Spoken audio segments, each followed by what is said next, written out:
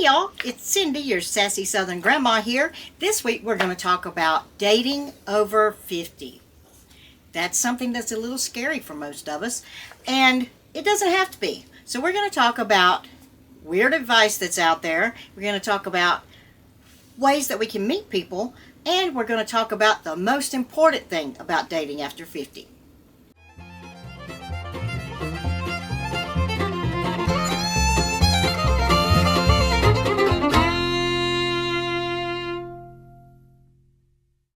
When I was getting ready to do this video about dating over 50, I looked out on the internet, went to YouTube of course, and did a search for what kind of advice is out there now. It's been quite a while since I dated. I've been with my husband for 10 years next week, and we have met each other in a kind of a different way, but I didn't know what advice is out there since the last 10 years because it certainly changed from when I was younger to when I met him. So I wanted to see what advice was out there, and it was a little weird. I'm telling y'all, it was some strange stuff. One lady started out her whole video with whiten your teeth. Like, that's not what I was thinking about when I was thinking about dating advice. I mean, your teeth are your teeth. If you want to whiten them, fine. If you don't, fine. I don't think that's going to be a make or break whether you get a date. Also, there was things like dress this way or dress that way, or men like this or men like that, or women like this and women like that. And I'm thinking, I'm going to dress the way I dress because when I go on a date, I'm going to be myself. So I'm going to dress like myself. I mean, I'm not going to wear my holy jeans and which those are in fashion now, apparently.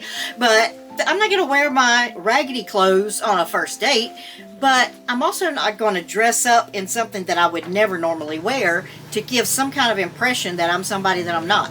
I'm going to be me. So when I go out, I'm going to just wear my own clothes. But some of these things were just giving advice on wearing different things and wearing, you know, getting a whole new wardrobe just to go out and date. But to me, it's more about being yourself. And the most kind of annoying part of advice that I heard was about how we need to make the other person feel a certain way. Men want to feel appreciated. Men want to feel needed. Women want to feel beautiful. Women want this and that and the other. Don't make him feel XYZ. Okay, first of all, I'm not going to make somebody feel anything. Your feelings are your feelings, my feelings are my feelings, and you had to own your own feelings if you're a grown-up. So, I guess that's just not the kind of guy I'm looking for if it's somebody that I can say something that's going to just bust up their feelings somehow. So, some of the weirdest advice was from this guy, this one guy, and it was like a train wreck. It was like I wanted to watch, but I didn't want to watch because it was so disgusting. All the things he was saying about how his idea was that most women get Botox and plastic surgery and all kinds of lifts and tucks and nips to please men, so they're fake, and they're also, most women are out for your money. If you don't have any money, they don't want anything to do with you. That's not dating advice. That's your own personal opinion about, a bad opinion about women, so I don't know that this guy ever gets a date. But have you heard some advice on the internet that you thought was really crazy about dating after 50? Put that stuff in the comments. Let's have a discussion about it and see what other people have found. Today I want to tell you my story of how I met Felix and show you that it is possible after 50 to date and date successfully. I had been through a not very good marriage, and we'd been married 7 years and things ended badly, and frankly I had no desire to be looking for anybody else. The last thing on my mind. My children were growing up. They were teenagers, they were getting older, some of them had already left home, and I was not looking for a man. I was not looking for anything other than, I mean, if I met somebody that would take me out to dinner once in a while, or I could be friends with, or go to the movies with, that'd be great. But some friends of mine dared me on a New Year's Eve, at a New Year's Eve party, they dared me on New Year's Eve 2014 going into 15 to go on a dating site and put my profile up and just see what happens. And I was like, no, not for this girl. This girl is not going to put herself out there like that. They just kept on and kept on and kept on till finally I said, fine, I'll do it. Double dog dared. I'll show you. There's nothing out there that I want. So I went to free. I'm not going to pay for something like that. So I went to this free site, put on my profile up there, put, you know, just my normal self, what I am, what I look like. I didn't try to catfish anybody or anything, and frankly didn't think that much would come of it. Well, a lot came from it, because there are some crazy people out there. I mean, we got crazy people in the South, but there's crazy people everywhere. Because I got, this one guy always sticks out to me. He says, hello, I enjoyed your profile. I am so-and-so, and I'm in the CIA. I'm in the CIA. And stationed in such and such a place. First of all, no, you're not in the CIA. And so I sent him an email back that said, Dear sir, you need to find a woman who's stupid enough to believe you're in the CIA, because if you're in the CIA, you're not going to be telling some stranger on the internet you're in the CIA. You need to find someone else. I'm not the girl for you. Block. I blocked so many people because the profiles were hideous. Some of the pictures were, forget about it. Men, don't take pictures of yourself with your shirt off. That's just not appealing. I mean, even if you've got a six-pack, that's not the first impression I want of somebody. I like to see what you look like on a daily, regular basis. Now, if you walk around with your shirt off all the time, I guess that's your daily life. But these guys and the fish, and they're on a boat, and they're here and they're there, and you get the impression that they're trying to impress. You get the impression that they're trying to make something out of themselves that they are not. But you never know. Maybe they do have a boat. Maybe they do fish. I don't know. But I got a lot of responses from guys that were just... The main thing that really irritated me was grammar. I mean, I'm not snooty about things. I mean, some people might think I am about grammar. But if you can't put a full sentence together, I don't think we're going to have a conversation. If you don't know where a period goes at the end of the sentence, or you run 15 sentences together, some of these profiles were just third grade. And I'm thinking, dude, get your sister to proofread it before you put it online. At least get somebody to look at it and see, have you even got your words correctly in there? So those guys were out, because after everything I've been through, there was nothing I was going to settle for. I was not going to settle for somebody who could not have correct grammar. I'm not talking a massive vocabulary. I'm just talking someone who could put a simple sentence down and write correctly.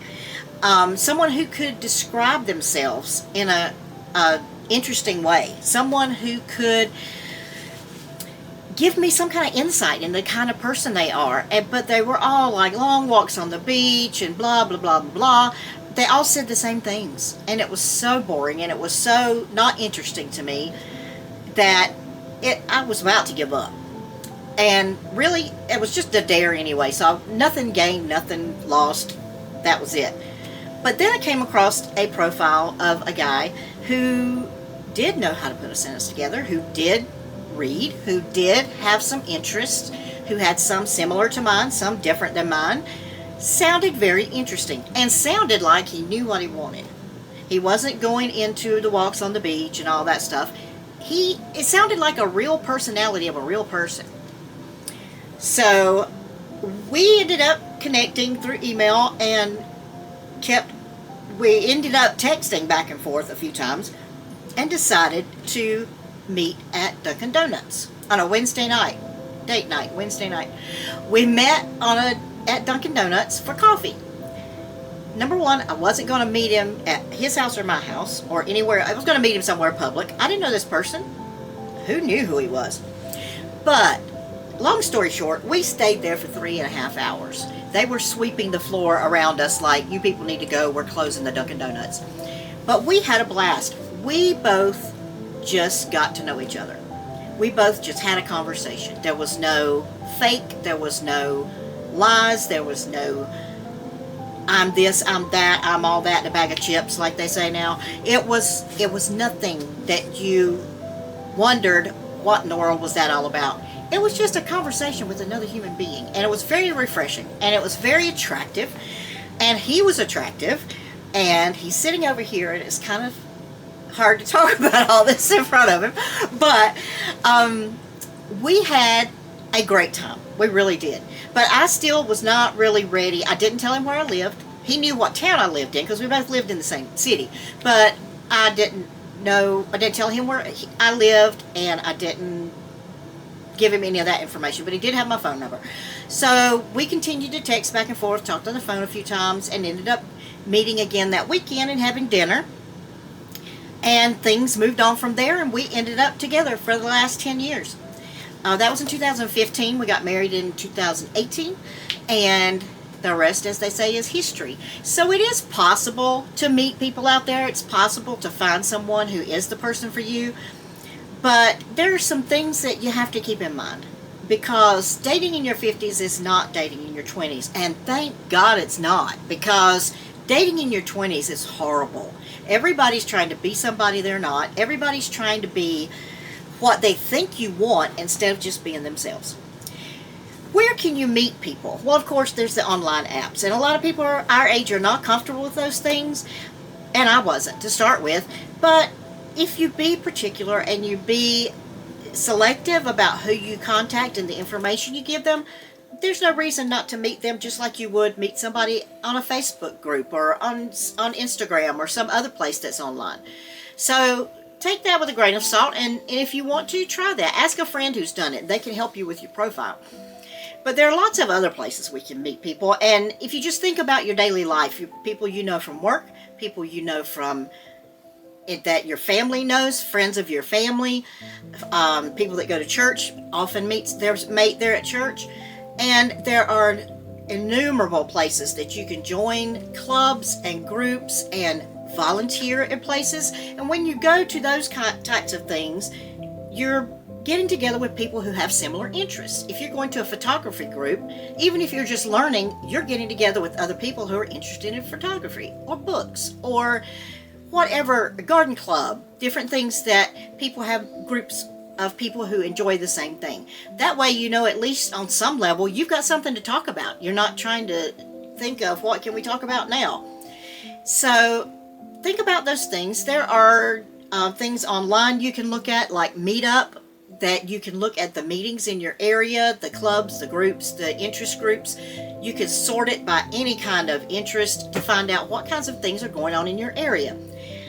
And my biggest tip for this kind of thing, joining a group or trying to find somebody in a place where you've never been before, or even meeting somebody at the grocery store, is don't go out there with the idea of, I gotta find me a man, or I gotta find me a woman. People can see your antenna up on your head. If you're trying to find out, is that person here for me? Is there a person here for me? Just go out and have a good time.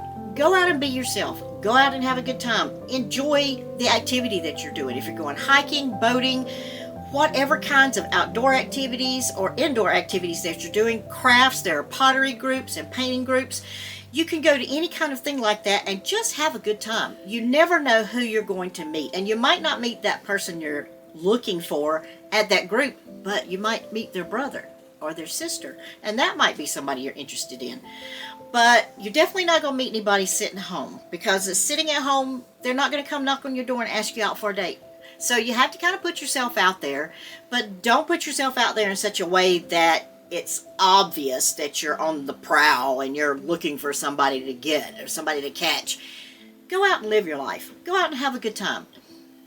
Because to me, the most important thing in looking for someone to spend time with or to spend your life with is to be yourself and to know yourself. When we're in our 20s, we don't have a clue who we are. We are playing a different role everywhere we go. But by the time you're 50, 60, 70, all of that BS is gone. You are a person in your own right. You've been through all your own things, and you know who you are, what you like, what you don't like. And when you're starting to kind of think about dating somebody, know what your deal breakers are. If you don't, if you got, the man's got to have a job, or the woman's got to have a job, a car, their own place. Do you want somebody that lives in mama's basement still? Not at our age, you don't. But you want to know ahead of time. Give it some thought. Write it down. Think about the things that you do want in a relationship and the things you absolutely do not want. And if those things show up, you've got to be willing to say, that's a deal breaker for me. If they've got something going on in their life that they need to deal with right now, you don't need to get in the middle of that drama. Just say, call me later when all that's settled out. You don't want to have to deal with somebody else's old baggage. You want to be yourself, confident in yourself, and find somebody who's also themselves and confident in themselves. And by the time you're 50, 60, you should have already done that work to know what you like, what you don't like, and who you are as a person. There are some red flags you want to look out for. Even if you already know what you want, that's the most important thing. But you want to know when these things crop up that it's time to hit the road, Jack. Hit the road, Jack, and don't you come back. It's time to say thank you for a nice evening, goodbye, and don't enter into that situation again. Because there are some people that are really not out there for a genuine good time or a good relationship. They're out there with ulterior motives, some people are. So you want to stop and think about what somebody's saying, what you hear them saying. Are they only talking about themselves? Do they ever ask you a question about yourself? Or is this person just going on and on and on and on about themselves, and you're already at dessert at dinner and you haven't said a word about yourself because all they've done is talk about themselves? Red flag. What enough about me? Let's talk about you. What do you think of me? If this person comes across as a negative person, that's one of my pet peeves. I cannot stand to be around people who are constantly, I mean, everybody has bad days. Everybody complains about something. But I do not like being around people who are constantly complaining about everything. Are they just a negative Nelly? Are they just somebody that can't say a good word about anything? If you're at dinner, are they disrespectful to the wait staff? Are they unpleasant? Are they griping about everything at the meal? Are they gossiping about other people? Are they telling you stories about people that you don't even really need to know? These kinds of things are distasteful. They are just things that you want to throw that out with the bathwater and be done. Because if that person is trying to put their best foot forward and all they are is negative, you don't want to see the worst foot. So stop and think. Listen to what they're saying. Pay attention. And if it's a lot of negative junk, just be nice, but in the evening and end that conversation with that person, because that is a terrible red flag for the future. You don't want to hook up and spend your rest of your life with somebody who's just going to be negative about everything. Is this person, when they're telling you something about themselves or telling you their life story or whatever they're telling you, are they being consistent, or are there inconsistencies in their story? Does it seem like one minute they say one thing happened and then another thing it kind of seems like they're telling a different story? Are they being kind of secretive, like they don't want to tell you where they live or where they're from, or their, not particularly their address, but if they don't want to tell you, you know, you say, what state were you born in? And they are elusive about that. You don't want to hook your wagon up to that star, because that's going to be a secretive person. If they're at our age, people aren't going to change. What you see most of the time is what you get. So if you're seeing things like someone that doesn't want to tell you things when you ask them a question about themselves, something simple, that's a red flag. Trust yourself that that is something you don't want to be involved with. There's two opposite things you want to look for. The first one is bragging and being flashy about, look at my car, look at my house, I paid this much for this jacket, and da-da-da-da. They're constantly talking about how rich and wealthy and well off they are. Most of the time they're exaggerating if they're saying that. People who really have money are kind of shy about letting you know that, especially on a first date, because they want to know that you like them for them, not because they've got a lot of stuff. The opposite of that is beware of someone who's constantly poor-mouthing themselves, that are saying how broke they are, how they couldn't afford this or they can't afford that, or they might be trying to find out how much money you've got. And yes, even at our age, those things happen because a lot of people have worked their whole life and have saved and have planned for retirement, and then other people have not. And those two are not going to mix if you get together and the one person's trying to get what they can from the other person. So be wary of those things, that someone that's really, really braggadocious and then somebody that's just poor-mouthing themselves all the time. Those are 2 red flags to avoid. And these last few red flags have to do with behavior and their effort they put in to be at the date and be present at the date. Do they look like they put some effort into getting ready? I mean, I'm not talking about you have to have on a $500 dress or $2,000 suit. I'm saying, did you brush your hair? Did you brush your teeth? Did you at least put on the nicest thing that you have? I mean, somebody doesn't have to be extravagant, but you can tell if somebody put forth some effort, or if they just got home from work and got in the car and came to the date and didn't even bother to straighten themselves up. That's somebody that doesn't really think much of themselves. And if they don't think much of themselves, what are they going to think of you? Also, pay attention to if they're drinking too much. If there's nothing wrong with a glass of wine with dinner or a beer or whatever it is you drink, but are they just getting sloppy drunk on your first date? That is a terrible red flag. That's a horrible indicator of the kind of person they are and the way they're willing to treat other people and themselves in public. You don't want somebody that you've got to drag out and dump on the sidewalk because they're so drunk they can't get home. And are they being inappropriate? Are they saying jokes that aren't nice?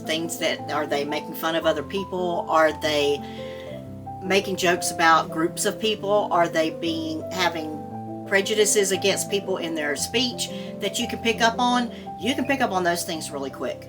You just want to be sure that the kind of person you're going to go on a second or third date with is the kind of person that's going to mesh with your values and your opinions and your way of life. So if it's somebody that's saying inappropriate things about other people or inappropriate jokes, and that's not the kind of thing you want to be around, pay attention and be willing to say no if they ask you out again. Have you seen any of these red flags on dates that you've been on? Do you have other red flags that you know of that I haven't mentioned? Be sure to put those in the comments. What were your experiences going out on a date after you turned 50 or 60 and things are a whole lot different than when you were 20? Most of all, keep in mind that you are an adult. You are not 20, you're not 18, you're not even 30.